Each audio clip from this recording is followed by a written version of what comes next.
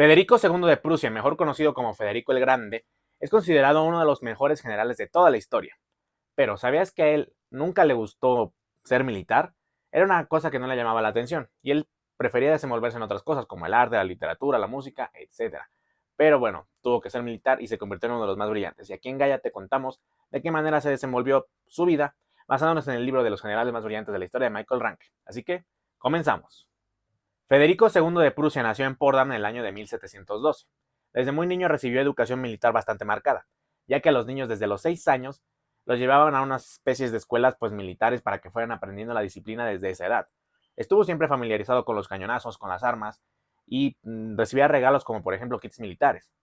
Pero Federico pues a esto, como ya sabemos, no le gustaba mucho. A él le gustaba más practicar las artes, la literatura, etc. Ya veremos de esto más adelante. Pero Federico un día intentó huir de Prusia, el año de 1730, cuando tenía 18 años. Él y su tutor intentaron huir, pero fueron detenidos. A su tutor lo fusilaron y Federico salvó la vida por muy poquito, por los pelos. Además, y después de esto, pues bueno, Federico tuvo que aceptar estar en la cárcel 2 meses y estar desterrado un tiempo. El heredero del trono prusiano estuvo desterrado a los 18 años porque, bueno, a su padre no le pareció esto que hizo. Posteriormente su padre Federico moriría, pero antes de hablar de eso, vamos a hablar de que Federico II de Prusia se casó con esta Elizabeth Christian of Burnwick, eh, con la cual, pues bueno, él nunca había querido casarse, había estado evadiendo varios matrimonios arreglados, pero bueno, finalmente se casó e incluso dicen que ese matrimonio no le interesaba nada y que incluso nunca se consumó. Pero bueno, eso ya son rumores de la corte. Además de esto, pues bueno, ya continuando con su carrera política, que evidentemente pues lo iba a desencadenar que él fuera el monarca, el jefe de jefes de Prusia. Su padre muere en 1740 y él tiene que asumir su rol como el nuevo jefe. Es así que Federico II de Prusia pues asciende al trono y él en sus primeros años no estaba en la idea de ir a la guerra ni de nada de esto, sino que lo que le interesaba era fomentar la educación y la cultura, sobre todo las bellas artes. Le encantaba la literatura, la música e incluso escribía. Escribió una antítesis a Maquiavelo. El libro se llama Anti-Maquiavelo y bueno, es una refutación a la obra de Maquiavelo. Pero bueno, el contexto en Europa siempre va a haber guerras y más en esas épocas y él eventualmente se tuvo que inmiscuir en las guerras y en labores militares, las cuales pues no quería en un principio. Siendo así, comenzaría un conflicto que marcaría la historia de Europa en esos años, que es la Guerra de Sucesión Austríaca. Y yo te cuento cómo Federico se desenvolvió en este conflicto. La Guerra de Sucesión Austríaca fue un conflicto, pues como todos los conflictos europeos. Básicamente están resumidos de una manera, al menos en esa época. Alguien hereda el trono, alguien no está de acuerdo, se empiezan a pelear los países. Básicamente esto pasó. La Guerra de Sucesión Austriaca sucede ya que Carlos VI del Sacro Imperio Romano Germánico no tenía herederos varones, por lo cual en 1713 publicó una ley llamada la Pragmática Sanción, en donde aseguraba que mediante la línea femenina sus hijas pudieran asegurar el trono y las posesiones que tenía Austria y los Habsburgo. Por lo cual, cuando muere en 1740, su hija María Teresa asciende al trono y bueno, los europeos no estaban de acuerdo con esta idea, ya que tenían intereses sobre los dominios de María Teresa. Y bueno, todos desconocieron la ley, todos dijeron, no, esto no se vale, miran, ¿sabes qué? Bla, bla, bla. Y se empezaron a pelear los europeos como siempre. Y el interés de Prusia, el principal interés de Prusia en esta guerra de sucesión austríaca estaba en Silesia. Posteriormente, pues bueno, fue un conflicto militar en donde María Teresa tuvo que rendirse, pero bueno, pudo conservar el trono y varios territorios, pero finalmente cedió parte de Silesia, con lo cual, pues bueno, se sentarían las bases para un conflicto que sucedería años después. Pero bueno, este es el primer conflicto en el que está directamente involucrado Federico II de Prusia, en donde comienza a destacar su labor militar ganando varias batallas. En la siguiente parte del video veremos cómo se organizaba el ejército prusiano de Federico II de Rusia y cuál era su papel militar para hacerlo uno de los generales más brillantes de la historia. Una de las cosas que notó Federico II de Prusia cuando empezó a dirigir su ejército era que estaba bastante estigmatizado por las clases sociales. Es decir, había muchos nobles y muchos aristócratas que se apoderaban de puestos en el ejército, pero que no dejaban cabida para otro tipo de clases sociales. Por lo cual, él promulgaba leyes o sancionaba mediante decretos que si no querías ir a la guerra y eras gente de ciudad, pues tenías que pagar un impuesto. Además, si eras campesino e ibas a la guerra, posteriormente Federico II de Prusia pues te recompensaría mucho con los botines, con decoraciones, etcétera. Pero además evitaba de que pagaras muchos impuestos a los patrones, pues a los jefes. Con lo cual los campesinos estaban contentos, la gente de ciudad estaba contenta y los nobles que dirigían principalmente el ejército también estaban felices. Además, Federico II de Prusia era conocido por su genio militar. Utilizaba tácticas complejas que se vieron muy reflejadas durante el conflicto conocido como la Guerra de los 7 Años. Para pronto, la Guerra de los 7 Años, las potencias europeas están peleadas por un montón de territorios. Los conflictos que desencadenados de la Guerra de Sucesión Austriaca seguían latentes y sobre todo la disputa del territorio de Silesia seguía presente entre Prusia y los austriacos. Entonces, Federico II de Prusia aprovechaba tanto la excesiva confianza de las otras potencias europeas en las formaciones militares antiguas para hacer formaciones más novedosas, en donde siempre se enfocaba en una cosa: atacar el punto débil del enemigo, y además de que era como Aníbal de Cartago o Alejandro Magno o Calid, ya que él dirigía sus propias tropas en combate, es decir, con lo cual los soldados pues lo veían con más confianza. Además, implementó algo que se llamaba el ataque oblicuo. Como ya habíamos mencionado, se enfocaba en atacar el punto débil del enemigo, y a través de abrir el punto débil del enemigo es como podía lanzar a su ejército, digamos, en el punto débil, y así dispersar y eliminar al ejército enemigo.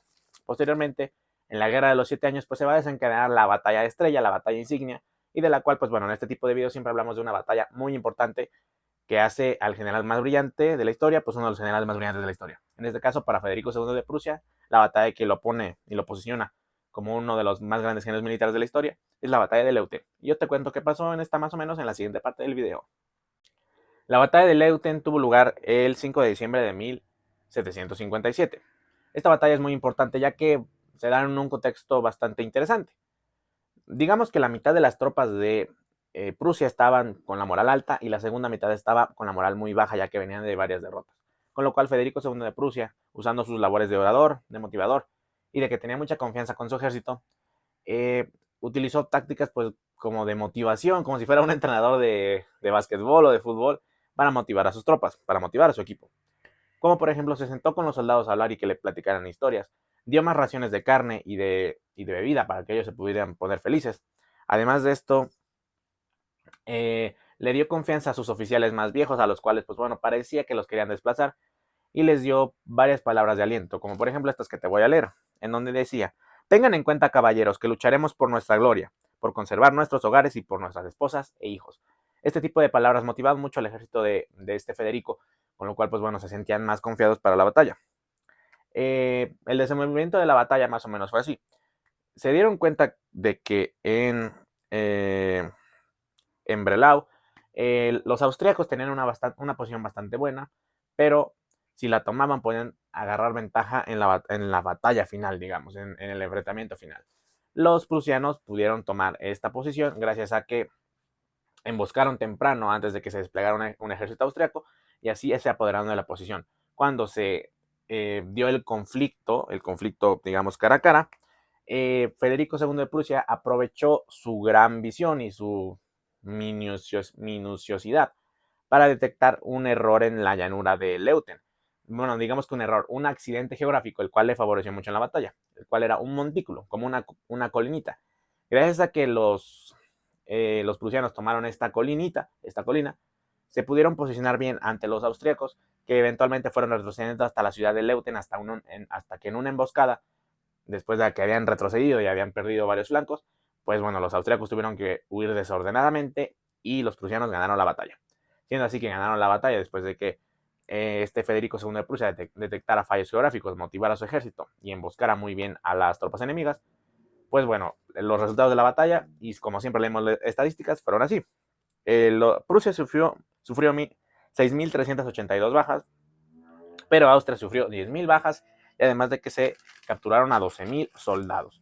Este conflicto de la batalla de Leuthen, pues bueno, ahora sí hizo que Silesia pasara al dominio prusiano, pero bueno, en ese entonces Rusia estaba tomando una posición muy poderosa en Europa, y Federico II de Prusia pues no era nada tonto, y al final terminó aliándose con Rusia, con lo cual en una alianza pues más que de que se cayeran bien, estratégica, ya que mediante esta alianza pues bueno, se pudo dar la conquista de Polonia, a la cual Federico II de Prusia nombró después la Prusia Oriental y repartió los territorios entre austriacos, rusos y prusianos.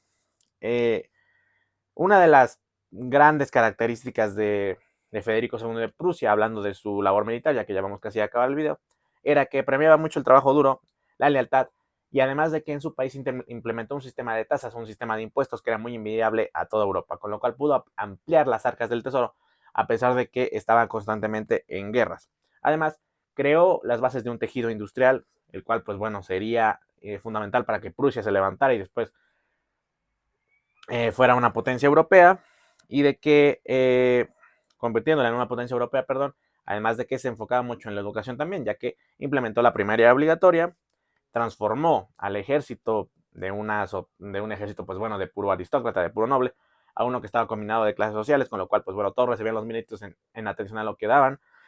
Y, pues bueno, esas fueron parte de sus hazañas, tanto militares como políticas y diplomáticas. Finalmente, en 1786, en el Palacio de Sanssouci, en su estudio, Federico II de Prusia muere de causas naturales, ya viejo, ya más taciturno, ya más terco, ya con peor relación con sus oficiales, pero bueno, murió tranquilo en su estudio, donde a él le gustaba estar, y fue enterrado al lado de su padre, en el lugar donde nació. Posteriormente, un tal Napoleón Bonaparte iría a su tumba a rendirle honores, ya que consideraba que era uno de los más grandes de toda la historia. Siendo así, yo fui Mundo, esta fue la historia de Federico II de Prusia. Espero que te haya gustado este video, este tipo de contenido. Sígueme en mis redes sociales, dale like, comparte, comenta, etcétera. Nos vemos en la semana con más videos y shorts todos los días. Adiós.